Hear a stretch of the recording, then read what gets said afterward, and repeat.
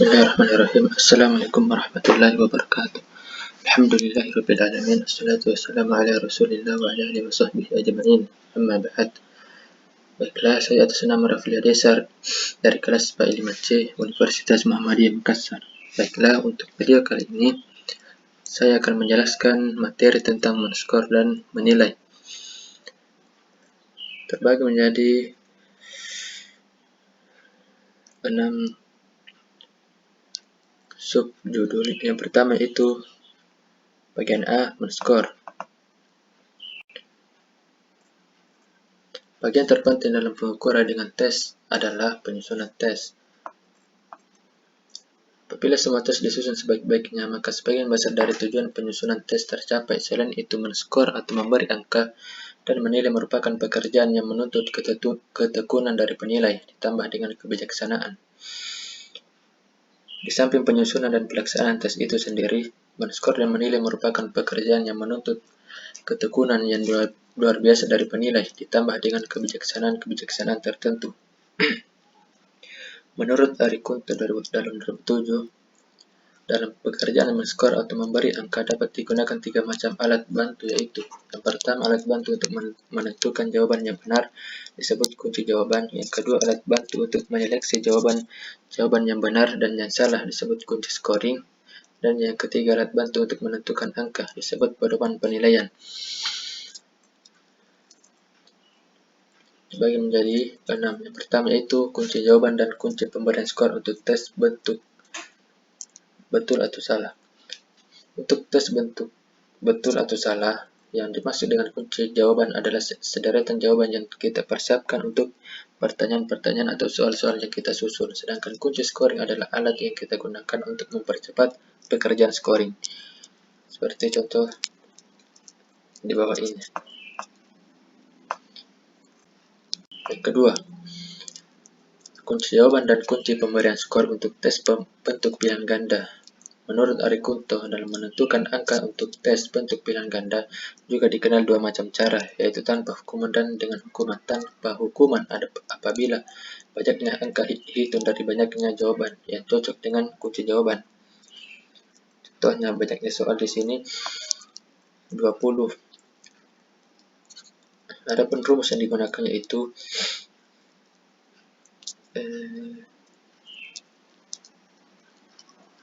S sama dengan R kurang W per N dalam kurung N kurang 1. Seperti contoh di bawah ini. Banyaknya soal 20, banyak yang betul 14, banyak yang salah 6, banyaknya pilihan 4. Maka dimasukkan di dalam rumus S sama dengan R kurang W per N kurang 1. 14 kurang 6 per 4 kurang 1, ditemukan 14 kurang 2, ditemukan hasil 2.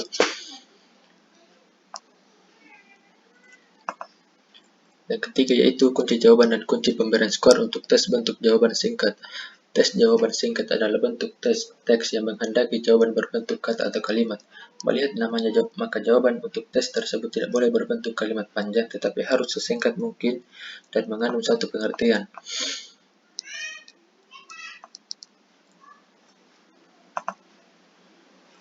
Yang keempat yaitu kunci jawaban dan kunci pemberian skor untuk tes bentuk menjodohkan atau matching. Pada dasarnya, tes bentuk menjodohkan adalah tes bentuk pilihan ganda, di mana jawaban-jawaban dijadikan satu. Demikian pula pertanyaan-pertanyaannya.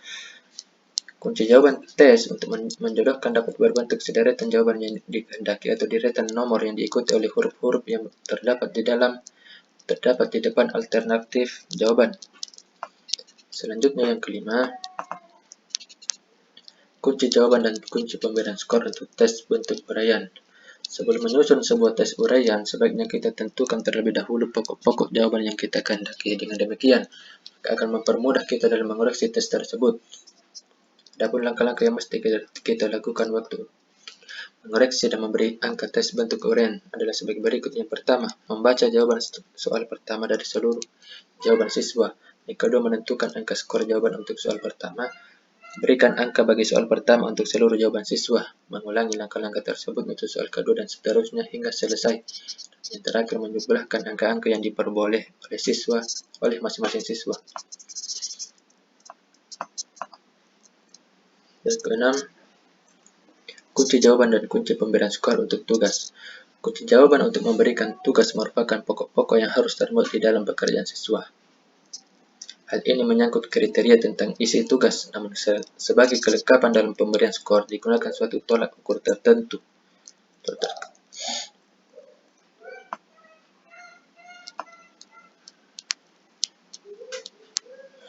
Yang kedua yaitu menilai. Yang dimaksud dengan menilai ialah kegiatan membandingkan hasil pengukuran atau skor sifat suatu objek dengan acuan yang relevan sedemikian rupa sehingga diperoleh suatu kualitas yang bersifat kuantitatif. Sebagai hasil penilaian sifat suatu objek berupa kualitas yang bersifat kuantitatif yang diberi simbol agar lebih dipahami. Simbol yang dipakai dalam penilaian untuk menyatakan nilai tersebut dapat berupa angka dan huruf. Yang pertama, simbol angka. Sebagai yang tertera di layar, arti simbol angka antara lain 1 bisa digunakan 1 sampai 10. 1 amat buruk, 2 buruk, 3 amat buruk, dan seterusnya. Sedangkan simbol dengan huruf, arti simbol huruf antara lain A sampai E. A amat baik, B baik, C cukup, D kurang atau meragukan, E gagal. Bagian C, perbedaan antara skor dan nilai. Sebelum melakukan pengolahan dan konversi data hasil penilaian, mengubah data skor mentah hasil tes belajar menjadi nilai standar, terlebih dahulu harus dibedakan pengertian skor dan nilai.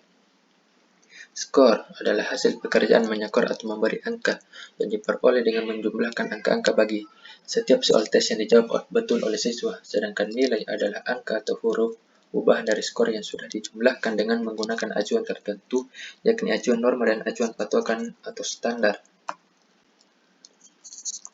Yang ke bagian D, pengolahan atau analisis skor. Yang pertama dibagi menjadi 3. Yang pertama yaitu catatan harian keterampilan siswa bahan dasar yang seharusnya dimiliki oleh setiap guru untuk membuat penilaian kompetensi keterampilan. Di buku rapor adalah catatan harian keterampilan per peserta didik untuk setiap indikator kompetensi dasar keterampilan. Catatan ini dituangkan dalam format daftar cek atau skala penilaian. Dalam silabus setiap mata pelajaran yang sudah disusun oleh pemerintah, per setiap kali sudah dituliskan bentuk penilaiannya. Tentunya untuk kompetensi keterampilan akan mengarah ke satu dari 3 teknik penilaian, yaitu tes praktik, proyek, dan portofolio. Yang kedua, rekap skor per KD keterampilan nilai capaian kompetensi keterampilan yang diperoleh dari setiap indikator perlu direkap menjadi nilai kompetensi keterampilan peserta di tiap-tiap KD. Nilai ini perlu diupayakan dalam skala 1 sampai 4 dan dapat dibandingkan dengan nilai KKM untuk tiap-tiap KD. Apabila peserta didik tidak mendapatkan nilai sempurna pada KD, harus dilengkapi dengan deskripsi bagaimana yang belum sempurna, sehingga dalam rekap skor atau nilai per siswa per KD keterampilan berisi angka dengan skala 1 sampai 4 dan deskripsi kompetensi yang mencerminkan nilai dari tiap-tiap peserta didik. Yang ketiga yaitu bahan nilai rapor. Untuk merekap nilai KD menjadi nilai rapor, setiap nilai KD dapat dibobot dengan lamanya waktu yang diperlukan untuk menuntaskan satu KD tersebut. Jadi KD yang memerlukan waktu pencapaian lebih lama diberi bobot lebih besar. Selanjutnya nilai tersebut dapat dirata-rata dengan memperhitungkan bobot menjadi nilai rata-rata KD untuk satu semester. Bagian E, beberapa skala penilaian. Dibagi menjadi 4. Yang pertama, skala bebas. Skala bebas adalah skala yang tidak tetap, ada kalanya skor tertinggi 20, lain kali 25, 50, dan yang lainnya. Semua tergantung dari banyak dan bentuk soal, jadi angka tertinggi dan skala yang digunakan tidak selalu sama. Yang kedua, skala 1 sampai 10. Pada umumnya, para guru cenderung menggunakan skala 1 sampai 10 dalam memberikan penilaian terhadap siswa. Ini berarti bahwa siswa yang mendapat nilai 10 adalah nilai yang tertinggi. Yang ketiga, skala 1 sampai 100. Dengan menggunakan skala sampai 100, maka bilangan bulat yang ada masih menunjukkan penilaian yang agak kasar. Sebenarnya ada hasil prestasi yang berada di antara kedua angka bulat itu. Untuk itulah maka dengan menggunakan skala 1 sampai 100, dimungkinkan melakukan penilaian yang lebih halus karena terdapat 100 bilangan bulat. Misalnya, angka 6,4 dalam skala 1 sampai 10 biasanya dibulatkan menjadi 6, tetapi dalam skala 1 sampai 100, angka ini ditulis angka bulat 64. Yang keempat yaitu skala huruf. Selain menggunakan angka, pemberian nilai dapat dilakukan dengan huruf, yaitu A, B, C, D, dan E. Jarak antara huruf A dan B tidak dapat digambarkan sama dengan jarak antara B dan C atau C dan D. Ini biasanya digunakan di dalam perkuliahan. Terakhir, macam-macam acuan penilaian. Dalam penilaian sifat suatu objek, penggunaan bahan pembanding sebagai alat untuk memberi arti pada skor menjadi sangat penting. Bahan pembanding ini disebut acuan penilaian. Macam-macam acuan penilaian yang dipakai dalam suatu penilaian sebuah sifat suatu objek dibagi menjadi dua. Yang pertama, penilaian acuan patokan atau PAP. Yang dimaksud adalah penilaian acuan patokan atau PAP adalah suatu penilaian yang memperbandingkan prestasi belajar siswa dengan suatu patokan yang telah ditetapkan sebelumnya. Suatu prestasi yang seharusnya dicapai oleh siswa yang dituntut oleh guru.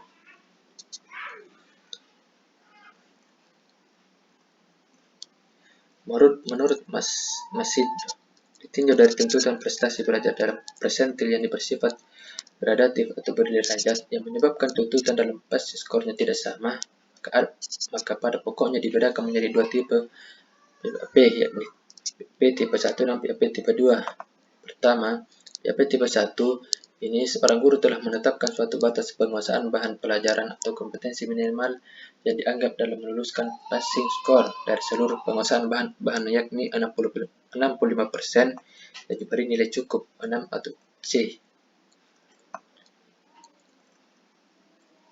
Kedua, PAP tipe 2 dalam ini penguasaan kompetensi minimal yang merupakan passing score adalah 56% dari total skor yang seharusnya dicapai, diberi nilai cukup.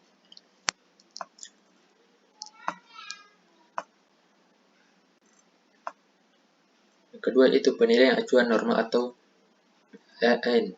Dimaksud dengan penilaian acuan norma atau PAN adalah suatu nilai yang membandingkan hasil belajar siswa terhadap hasil belajar siswa lain dalam kelompoknya. Dengan kata lain adalah penilaian yang membandingkan hasil belajar siswa dengan prestasi yang dapat dicapai oleh siswa dalam kelompoknya.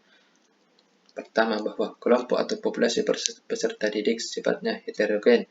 Kedua, proses penilaian hasil belajar dengan teknik ini mempunyai tujuan untuk menentukan posisi relatif atau peringkat peserta didik yang sedang dinilai dari kelompoknya, apakah posisinya berada di atas, di tengah, atau di bawah.